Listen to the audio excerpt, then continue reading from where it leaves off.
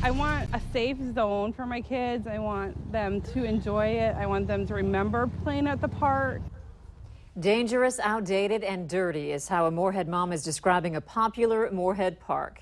Thank you for joining us tonight. The woman called our whistleblower hotline saying that Gooseberry Mound Park in Moorhead needs to be fixed and updated. She says she brings her kids there often and is afraid someone might get hurt. Valley News Team's crime and safety reporter Nicole Johnson has her story. To a kid, this might be fun, but what if a little kid got their fingers pinched under here? This is one of the structures at Gooseberry Mound Park that Cassie Ruckert, mom of 3, wants to point out. It doesn't need to be dirty. It doesn't need to have broken equipment. From missing parts to old benches, rust and dirt, she's hoping something can change. Speak up. This is our park. This is where our children come. Ruckert called the city yesterday expressing some of her concerns. One of those is that the seat belts on these swings were broken all summer long, since the city came out and fixed them. But she still says there's a lot of other problems here, and the last thing she wants is to see someone get hurt. A lot of equipment that's probably been here since the 80s that needs to be probably taken out.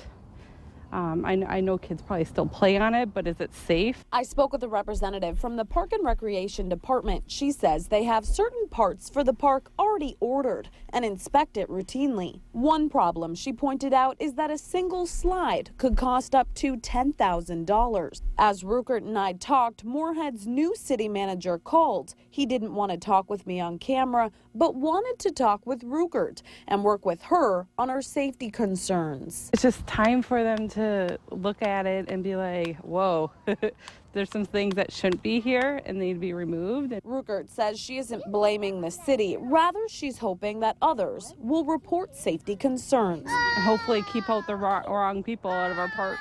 In Moorhead, Nicole Johnson, Valley. A representative from the Moorhead Park and Recreation Department says Gooseberry Mound Park was built in 2000 and it's on a 20-year schedule, adding that there are certain people in the community who have been helping fundraise to improve it. If you need help with a story in your community, here's some advice. Call our whistleblower hotline, 701-237-6576. Do so and leave your tip. A member of our investigative team will get on the case and go to work to expose the truth. The St. Paul Police Department will be looking into what led to the police-related shooting of one person in Alexandria, Minnesota. It happened in the 300 block of 4th Avenue East. Alexandria's police chief says the BCA was conducting an undercover investigation involving the solicitation of minors. During that investigation, 2 BCA agents fired their weapons and killed one person on scene. No officers were injured.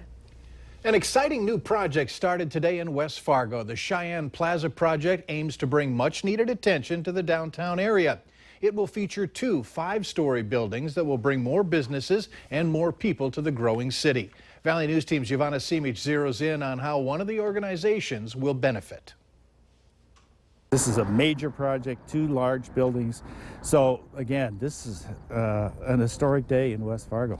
A historic day that will change the lives of many. 100 to 150 people that are going to be in this building, living and working every day. Including an important organization. The West Fargo VFW is evolving. We're going to be in a large, not much of a smaller building than we are, but it'll be 1 floor. West Fargo's VFW has been a long-time fixture at its current location, more than 40 years. Its decision to move was made in part to benefit the city, but also to make the organization stronger. Economically, it made sense. This building needs some repairs and some upgrades and to be energy efficient. Foster adds that the new location will lead to some expansion. The VFW is always looking to create new ways to get new veterans, younger veterans in. Other local businesses say this project will have a positive impact on Cheyenne Street. This is going to be the impetus for a major change in downtown West Fargo. It's going to bring people and businesses here. And a bright future for the VFW. We'll continue to strive in the community. In West Fargo,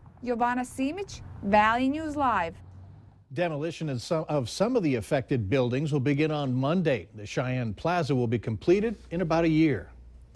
The CDC says all pregnant women living in the U.S. should be tested for Zika exposure at every prenatal visit.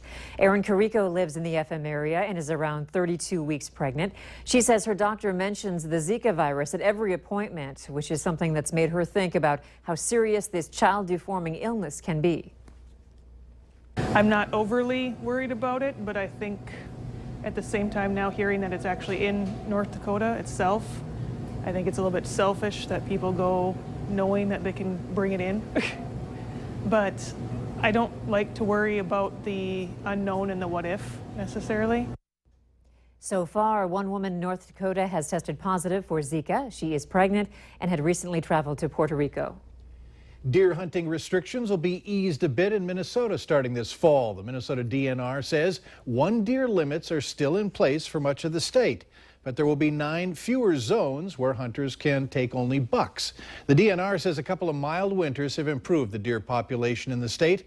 The whitetail herd is estimated at about 1 million. Licenses for this deer season went on sale Monday. Last year, about 159,000 deer were taken by hunters. Bow hunting season, that starts in 47 days.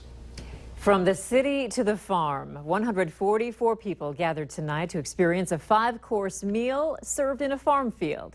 It's the 3rd annual Banquet in a Field held at Peterson Farm Seeds in Harwood, North Dakota, and organized by Common Ground North Dakota. The event allows people from all walks of life to connect through farming. Guests could tour 12 crop plots, taste appetizers featuring each crop, talk to farmers who grow those crops, and learn more about food production. The banquet was prepared by Tony and Sarah Nasello. Common Ground North Dakota is a group of farm women who are working to bring clarity to food and farming discussions. A 3-story, 120-year-old house was moved today. The Kinsler house was relocated to a spot on 64th Avenue. Crews started the actual move about 9 this morning at 42nd Avenue South, just off of University. It took only about 2.5 hours to get the job done. The house, as you can see, is huge, 3 stories, standing more than 45 feet, and it's got a little weight to it. It weighs in the neighborhood of 130 tons. The house was moved for flood protection near the Rose Creek Golf Course. Work has been completed on the intersection of 3rd Avenue and 3rd Street North in downtown Fargo. Starting tomorrow, the intersection of 1st Avenue and 3rd Street North will close to allow work on in-town flood mitigation projects being completed by the Diversion Authority. Access to City Hall and the library on 3rd Street North will be from 3rd Avenue North. This closure is anticipated to be in effect until the end of September. Here's a great story. A local Cub Scout group found a sweet way to help a West Fargo family who lost their home to fire on Saturday. Neighbors and Cub Scout Pack 232 decided to set up a Kool-Aid stand to raise money for the Burdick family. Now, there was no charge for any drinks offered, just a free will donation. The group was out for 3 hours and it was hot out there. They raised more than $200. When you lose something like your entire house and all of your possessions, sometimes it's nice to get a gift, and basically one of our 12 points of the Scout Law is to be helpful, and that's what we're doing. Great effort. A GoFundMe page has been set up to help the family fix up their home.